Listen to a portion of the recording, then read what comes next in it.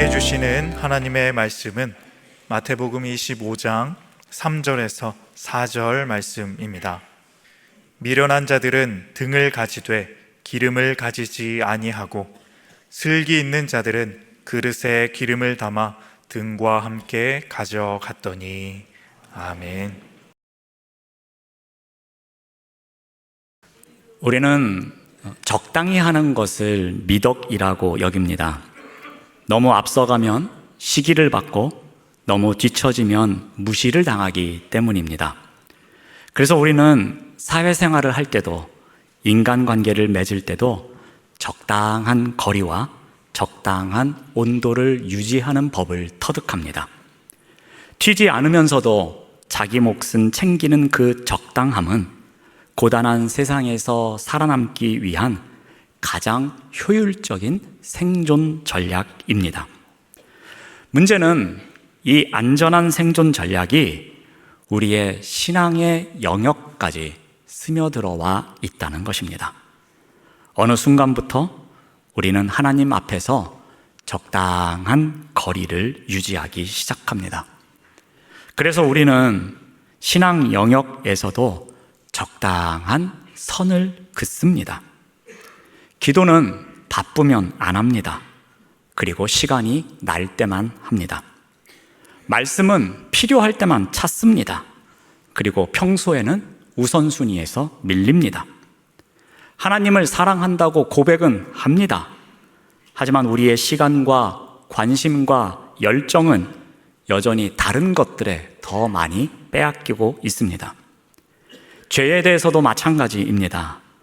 끊어내지는 못하지만 그렇다고 완전히 죄에 빠져들지도 않는 중간 지대에 머무를 때가 많습니다. 헌신도 마찬가지입니다. 부담스럽지 않은 선까지만 합니다. 내가 손해보지 않는 데까지만 헌신합니다. 내 삶이 영향받지 않는 범위까지만 헌신합니다. 우리는 하나님을 전적으로 거부하지도 않지만 그렇다고 전적으로 따르지도 않는 적당한 신앙의 자리에 머물러 있는 습관이 있습니다. 왜 이럴까요? 우리는 왜 적당한 신앙의 자리에서 살아가고 있을까요? 오늘 그 이유를 두 가지 정도 살펴보고자 합니다. 먼저는 칸막이 신앙 때문입니다. 칸막이 신앙이란 삶과 신앙을 칸막이로 나누는 것을 말합니다. 즉, 신앙을 주일이라는 시간의 칸막이 안에 넣어버립니다. 또한 신앙을 교회의 건물이라는 공간의 칸막이 안에 가둡니다. 그 결과 어떠한 일이 일어납니까? 하나님은 더 이상 내 삶의 주권자가 아니라 일주일에 한 번 만나는 상담사와 같은 분으로 전락시킵니다. 그리고 그 칸막이 밖의 일상 속에서는 하나님이 철저히 배제됩니다. 직장에서도, 가정에서도, 학교에서도, 관계 속에서도, 심지어 내가 혼자 있는 시간 속에서도 하나님은 점점 그 설 자리를 잃어가게 만듭니다. 이것이 바로 우리가 너무나 쉽게 빠지는 칸막이 신앙의 유혹입니다. 겉으로 보기에는 아무렇지도 않습니다. 신앙을 지키는 것 같습니다. 하지만 실상은 하나님을 삶의 중심에서 밀어내는 가장 달콤하면서도 가장 위험한 유혹으로 우리에게 다가옵니다. 본문에 미련한 자들의 이야기가 나옵니다. 3절 말씀을 다시 봅니다. 미련한 자들은 등을 가지되 기름을 가지지 아니하고. 여기서 우리가 주목해야 될 부분이 있습니다. 미련한 자들이 결코 준비가 되지 않은 사람들이 아닙니다. 그들도 등을 갖고 있습니다. 그들도 신랑을 맞이하러 나왔습니다. 그런데 여기서 등은 무엇을 의미하겠습니까? 이것은 신앙의 형식, 신앙의 외형을 의미합니다. 남들 보기에는 그럴듯해 보이는 것입니다. 그래서 전혀 문제가 없는 것처럼 보이는 것을 상징하고 있습니다. 그런데 그들에게 없는 것이 있었습니다. 바로 기름이었습니다. 기름은 단순한 장식이 아닙니다. 불을 지속시키는 필수적인 요소입니다. 기름이 없으면 등은 껍데기와 똑같습니다. 기름은 하나님과의 실제적인 교제와 같은 것입니다. 보이지 않는 자리에서의 기도, 말씀 앞에서의 자신을 내려놓는 순종, 성령 안에서 살아가는 내적 생명력이기도 합니다. 그래서 겉으로는 드러나지 않지만 결정적인 순간에는 꼭 드러나는 것입니다. 등이 종교적 형식이라면 기름은 영적 생명력입니다. 미련한 자들에게도 분명하게 등은 있었습니다. 겉으로 보기에 신앙의 형식은 다 갖추고 있었습니다. 그래서 그들은 스스로를 점검하지 못합니다. 나도 등을 들고 있어. 전혀 문제없이 살아가고 있어. 이러한 안도감에 머물러 있습니다. 바로 여기에서 문제가 시작됩니다. 등은 있어 보이지만 그 등 안에 불을 지속시킬 기름이 있는지는 모르는 것입니다. 그래서 그들은 보이는 형식에만 만족한 나머지 보이지 않는 본질인 기름을 준비하지 않고 있습니다. 결국 등이라는 형식이 자신의 상태를 착각하게 만든 것입니다. 영적 칸막이가 되어 버렸습니다. 그 칸막이 안에 숨어 자신에게 가장 중요한 것이 결핍되어 있다는 사실을 끝까지 모른 채 살아가고 있는 것입니다. 사랑하는 여러분, 이 장면은 우리에게 무엇을 말해주고 있습니까? 우리도 시간의 칸막이 그리고 공간의 칸막이라는 등을 들고 있습니다. 우리도 예배를 드리고 있으며 찬양을 하고 있으며 기도도 하고 있습니다. 그런데 문제는 칸막이 밖의 삶 속에서 기름을 채우지 않고 있다는 것입니다. 하나님과의 깊은 사귐도 없고 말씀 앞에서 씨름하는 시간도 없고 순종을 위해 몸부림치는 시간은 점점 줄어들고 있습니다. 그러다 보니 어떻게 됩니까? 겉으로는 신앙이 있는 것처럼 보입니다.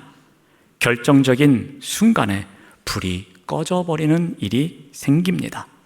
시험이 찾아오고 유혹이 찾아올 때에, 관계에서 갈등이 생길 때에 우리의 신앙의 불이 빛을 내지 못하게 되는 것입니다.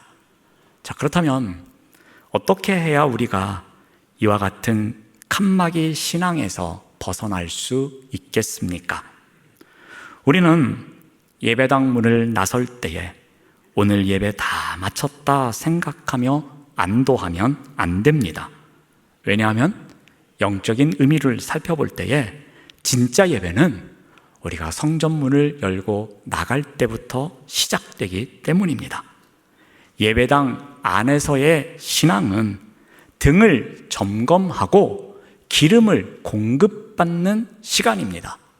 그리고 예배당 밖의 신앙은 그 기름을 태워서 실제로 빛을 발해야 하는 실전의 시간입니다. 기름을 가득 채운 슬기로운 자들의 진가는 언제 나타났습니까? 대낮이 아니었습니다. 캄캄한 밤이었습니다. 마찬가지로 우리의 신앙도 진짜인지 간짜인지는 예배당 안에서만이 아니라 치열한 생존 경쟁과 유혹이 가득한 세상 한복판에서 증명되어야 합니다. 예배당 문을 열고 나서는 순간 성도라는 외투를 벗어 던지는 것이 아니라 세상이라는 어둠을 밝힐 작은 등불로 내가 파송된다는 것을 꼭 기억해야 할 것입니다. 그러므로 신앙을 종교적 활동이라는 좁은 칸막이 안에 가두지 마시기 바랍니다. 주일 이 시간이라는 칸막이, 교회 안이라는 칸막이에 가두지 마시기 바랍니다. 신앙은 삶의 모든 영역에 흐르는 것이 되어야 합니다. 신앙의 칸막이를 허문다는 것은 교회에서 쓰이는 거룩한 언어를 우리의 일상에서 실천적 언어로 바꾸면서 살아가는 것을 말합니다. 내가 주님을 사랑하며 이웃을 사랑하며 살아가겠습니다 라는 거룩한 언어가 우리 성전 밖에서 삶의 자리에서 나의 삶 속에 나타나야 하는 것입니다. 만약 교회 안에서의 고백과 교회 밖에서의 행동이 전혀 별개의 칸막이로 존재하고 있다면 우리는 등을 가졌지만 기름이 없어서 정작 불을 켜야 할 때에 아무것도 하지 못했던 미련한 자들과 별반 차이가 없는 것입니다. 신앙의 칸막이를 허무시기 바랍니다. 일상 전체를 하나님이 거하시는 성소로 봉헌하는 삶이 우리에게 있기를 바랍니다. 그래야 열정을 앗아간 일상의 유혹이 적당한 신앙인 이것에서 벗어날 수 있는 것입니다. 두 번째로 적당한 신앙의 자리에서 살아가야 하는 이유는 하향 평준화의 신앙 때문입니다. 다시 한번 미련한 자들을 생각해 봅시다. 이들이 주변을 둘러봅니다. 어떠한 마음을 가졌을까요? 미련한 자들은 지금 혼자가 아닙니다. 성경에서는 이 비유를 말하면서 10명 중에 5명이라고 말합니다. 무려 절반이나 같은 상태에 놓여 있습니다. 그래서 그들은 자신의 부족함을 문제로 인식하지 못하고 있습니다. 왜 그렇습니까? 여러분, 사람은 다수가 하고 있는 것을 정상이라고 착각하며 살아갑니다.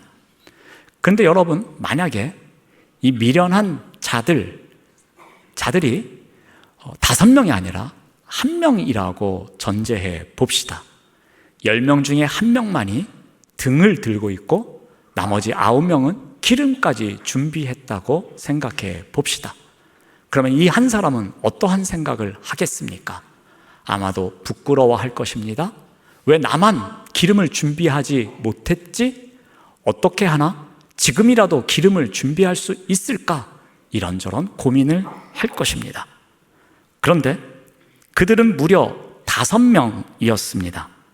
이 절반이라는 숫자가 묘한 안도감을 만들어냅니다. 옆을 보니 저 친구도 기름이 없습니다. 앞에 보니 그 친구도 졸고 있습니다. 서로의 빈 그릇을 확인하며 그들은 암묵적인 합의에 도달하고 있습니다. 나만 문제가 있는 것이 아니구나. 나만 이렇게 기름을 준비하지 못한 것이 아니구나. 다들 기름 준비 안 하고 있네. 적당히 살아도 되는구나 라는 생각을 한다는 것입니다. 이것이 바로 군중 뒤에 숨은 나태함의 실체입니다. 함께 망하는 길을 가고 있으면서도 함께라는 이유만으로 그 길이 안전하다고 착각하고 있는 것입니다. 하지만 슬기로운 자들은 달랐습니다. 4절 말씀을 봅니다. 슬기 있는 자들은 그릇에 기름을 담아 등과 함께 가져갔더니 그들은 주변 사람들을 기준으로 삼지 않았습니다. 그들은 보이지 않는 기름을 준비하기 위해 애쓴 사람들이었습니다. 바로 여기에서 갈라집니다. 그들은 시선을 위에 두고 있었습니다. 옆이나 아래에 두고 있지 않았습니다. 즉, 성숙한 신앙인은 시선을 위로 향합니다. 하나님의 온전하심을 기준으로 삼는 사람들입니다. 하지만 신앙의 열정을 앗아가는 유혹은 계속해서 우리에게 시선을 위에 두지 말고 옆에 두라고 말합니다. 저 사람이 저 정도만 해도 충분하게 잘 살고 있잖아. 너도 적당히 해. 저 사람과 같이 맞추면 돼. 라고 끊임없이 우리에게 속삭입니다. 이렇게 우리의 기준이 말씀이 아니라 옆 사람의 평균이 되는 순간 신앙의 하향 평준화가 시작됩니다. 기준점이 낮아집니다. 그 낮은 기준점보다 내가 조금이라도 잘하고 있으면 스스로 나는 훌륭한 신앙인이라고 착각하며 살아갑니다. 영적인 성장은 멈춥니다. 적당함이라는 늪에 빠져서 언제 나올지 모릅니다. 우리는 보고 배울 모델을 찾기보다 내 나태함을 정당화해 줄 수 있는 모델을 주변에서 찾고 있습니다. 그리고 그 일에 더 능숙하게 살아갑니다. 성경 속에 열정이 있는 인물들은 별로 관심이 없습니다. 그들은 특별한 사람들이니까 그렇게 살아가는 거야 하면서 우리의 신앙의 테두리 안에서 밀어냅니다. 대신 내 주변에서 가장 타협적인 성도의 모습을 찾아냅니다. 그리고 그분의 삶을 나의 기준으로 삼습니다. 그렇다면 어떻게 해야 우리가 이와 같은 하향 평준화의 신앙에서 벗어날 수 있겠습니까? 비교 대상 바꾸기가 있어야 합니다. 여러분, 우리는 본능적으로 자신의 위치를 확인하기 위해 늘 주변을 살핍니다. 저 사람도 저만큼 하는데 내가 이 정도 하면 괜찮겠지라는 생각을 갖습니다. 우리에게 이러한 생각은 아주 손쉬운 평안을 선물해 줍니다. 하지만 이것은 상대적 의로움이라는 가짜 안도감입니다. 미련한 자들은 어떻게 했습니까? 서로의 빈 그릇을 보면서 위안을 삼았습니다. 너도 졸고 있으니 나도 졸겠다 하면서 그 기준을 옆에 사람에게 맞춥니다. 너도 기름이 없니? 나도 없어. 다들 그렇게 살아가는 거야. 기름 굳이 준비할 필요 없어 하면서 하향 평준화에 만족해 합니다. 옆 사람의 신앙생활은 참고 대상이 될 수는 있습니다. 하지만 내 신앙의 기준이 될 수는 없습니다. 누군가의 나태함이 나의 게으름을 정당화하는 면죄부가 되어서는 안 됩니다. 남들도 다 이만큼만 믿어라는 말은 유혹의 언어입니다. 그저 평균적인 수준에 머물게 함으로써 만족하는 것 또한 유혹임을 기억하시길 바랍니다. 우리가 바라보아야 할 모델은 적당히 타협하면서 살아가고 있는 주변의 인물이 아닙니다. 죽기까지 순종하신 예수 그리스도가 되어야 할 것입니다. 주님은 우리에게 옆 사람만큼만 거룩하면 돼 라고 말씀하지 않으십니다. 내가 거룩하니 너희도 거룩하라 라고 말씀하십니다. 바로 여기에 중요한 비결이 담겨 있습니다.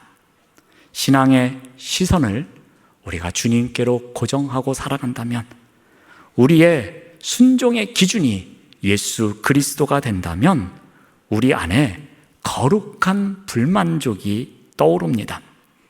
옆 사람과 비교하면 나 정도면 꽤 훌륭한 크리스찬이야 하면서 자만심이 생기지만, 주님의 완전함 앞에 서면 나는 여전히 기름이 부족한 사람이구나 라는 겸손한 고백이 나옵니다.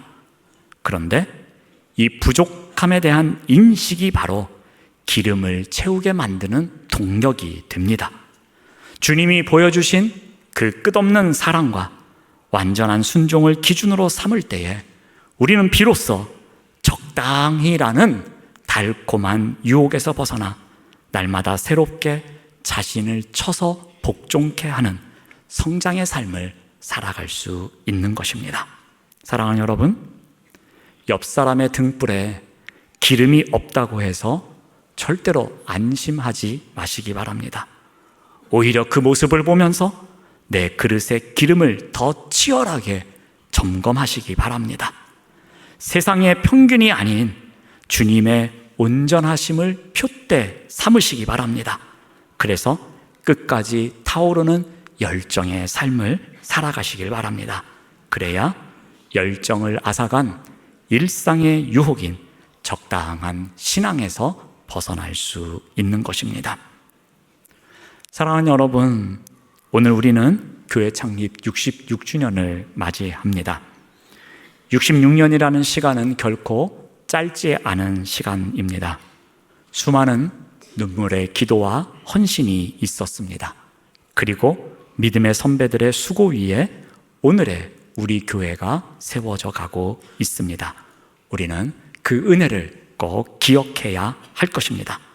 그러나 동시에 교회의 역사가 길다고 해서 자동으로 우리의 신앙이 살아있는 것은 아닙니다. 오랜 전통이 있다고 해서 오늘의 기름을 채워줄 수 있는 것도 아닙니다.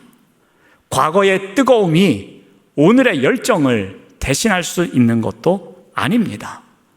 만약 우리가 66년이라는 등만 붙잡고 있다면 정작 그 등 안에 기름이 없는 상태가 될 수도 있는 것입니다. 그러므로 어떻게 해야 하겠습니까? 칸막이 안에서만 빛나는 교회가 아니라 세상 속에서도 빛을 발하는 교회가 되어야 할 것입니다. 사람을 기준으로 안심하면서 살아가는 교회가 아니라 하나님을 기준으로 점검하는 교회가 되어야 할 것입니다.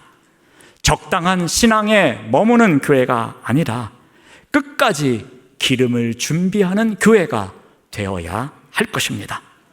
66년의 역사를 자랑하는 데서 멈추는 교회가 아니라 앞으로도 꺼지지 않는 불을 지키는 교회가 되겠습니다 고백하는 우리가 되어야 할 것입니다. 열정을 앗아간 일상의 유혹에 넘어가 적당한 신앙을 갖고 살아가는 교회가 아니라 우리는 끝까지 기름을 준비한 교회입니다 라는 고백이 있고 그 고백을 실천으로 살아가는 교회가 되어야 할 것입니다. 이러한 일에 귀하게 쓰임받는 우리 모두가 되시기를 바랍니다. 기도하겠습니다. 하나님 감사합니다. 칸막이 안에 갇힌 신앙을 내려놓게 하시고 삶의 모든 영역에서 주님을 주인으로 모시는 온전한 믿음으로 나아가게 하여 주시옵소서. 또한 옆 사람과 비교하며 이 정도면 괜찮다라고 스스로를 속였던 우리의 연약함을 회개합니다. 우리의 시선을 거두어 오직 주님께로 향하게 하여 주시옵소서.